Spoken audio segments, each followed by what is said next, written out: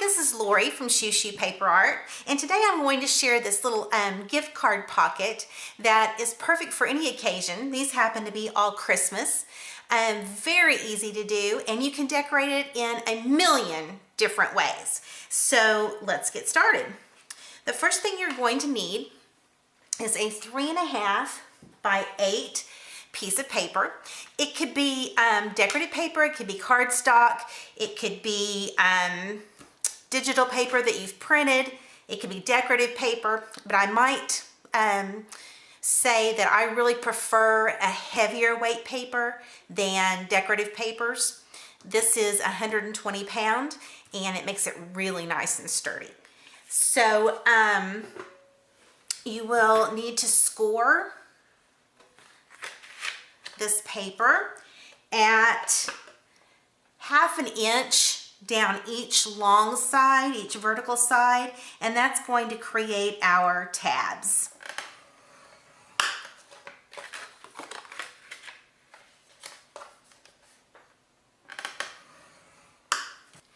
Then we're going to score at 3 inches and 6.5. And that's all you need the scoreboard for. So get that out of the way. Okay, the next thing I'm going to do is create the tabs. And to do that, I'm going to need to go ahead and cut the short end, you have a wider end here, this 3-inch end, and then a smaller end. This is your top. Okay, so I'm going to cut from the top all the way down to that first score.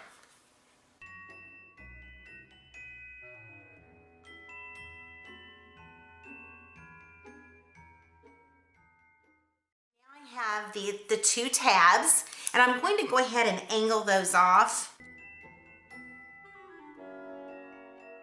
Once I have that done, I'm going to go ahead and fold on the score lines.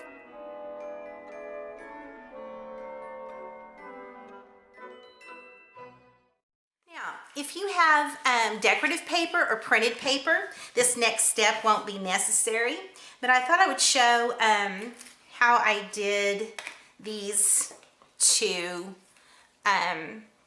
gift card holders, and they are done with this Tim Holtz stencil, and you have some options here which could be kind of fun. You could stencil the whole thing, or you could stencil this top half, something different, and so kind of play around with it and have fun. On this one I did the outside all the same, and then on the inside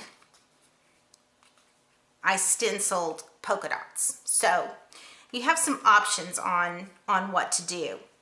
So if you're going to stencil, my stencil is shorter than the whole entire length. So what I decided to do was stencil from the midpoint down, and then I stenciled the top point later. So I'm going to go ahead and tape this down.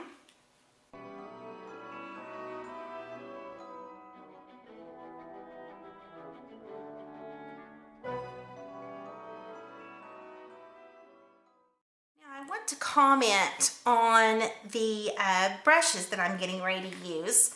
I've always used the traditional, round little sponge applicators, and I don't know, I am maybe just distress ink challenged, but I would end up with like round blobs, not necessarily with a stencil, but on something that I was just doing on plain paper.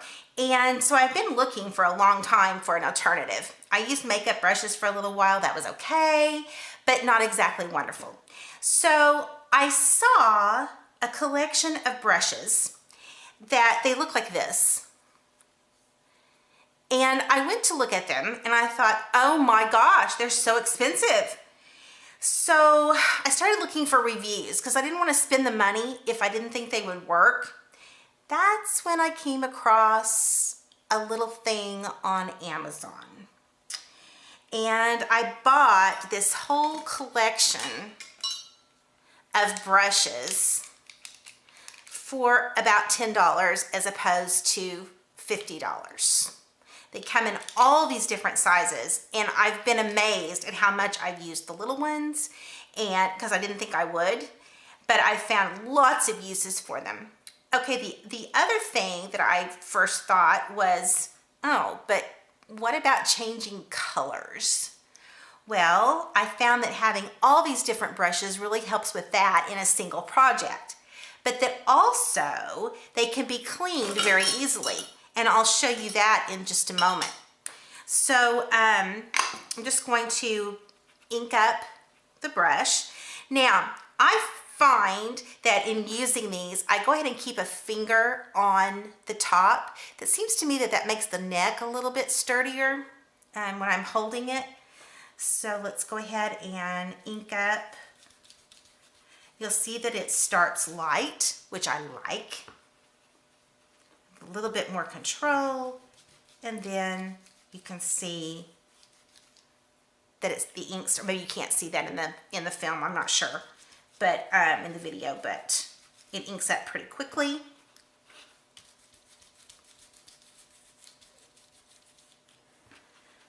Okay, once I've gotten this portion of it done, I would just untape it and go ahead and do that top portion.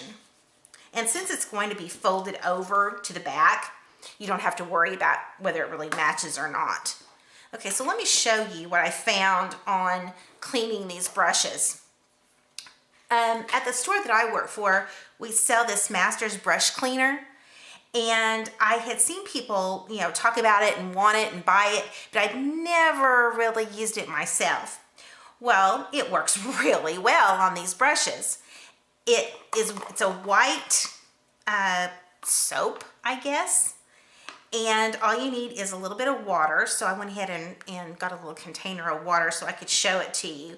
And I'm just going to dip that brush in the water and then bring it over to the soap, and I'm just going to soap up the brush. I don't know if you can see that or not. And then I'm going to go ahead and rinse it off, which is easier in the sink, by the way, than using this little bitty thing here. And then I'm going to use a paper towel, which I forgot to get,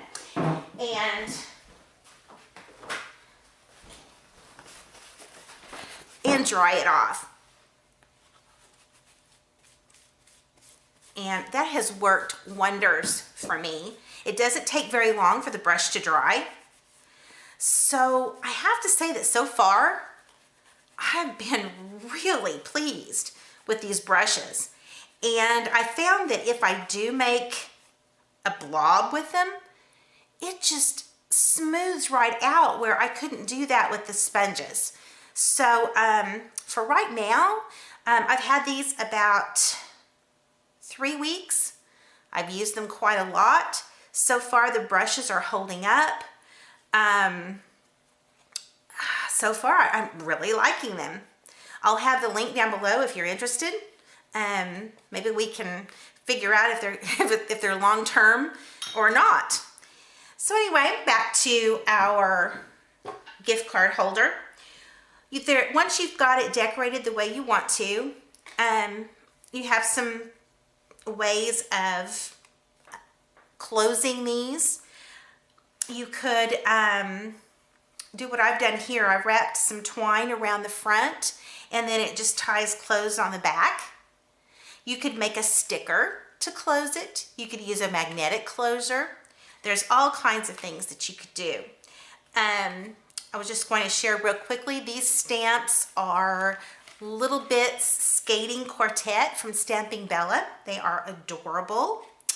And these, let's see, you can decorate this vertically or horizontally. This is a Poppy Stamps Perfect Holidays. I don't think it's available anymore. I looked recently and couldn't find it. You can decorate these to look more maybe masculine. This is an old Stampin' Up set. So there are a million different ways you can decorate these. You could use die cuts. The little mouse is adorable. And you could use frames. These happen to be the frames from Paper Sweeties. On this one, I stamped the gift for you on the back, and that is from Envelope Sentiments by Simon Says Stamp. It's a pretty font, and it has some really cute elements on it, like I used the little ribbon and bow there on the front of this one. So easy to decorate, easy to make. Once you've got your pocket the way you want it, all you have to do, for the sake of time, I'm just going to go ahead and show you. Instead of finishing this up here, you're just going to fold in the tabs. Use your adhesive.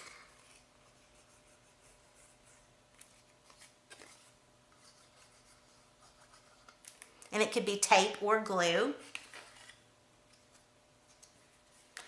Fold that over.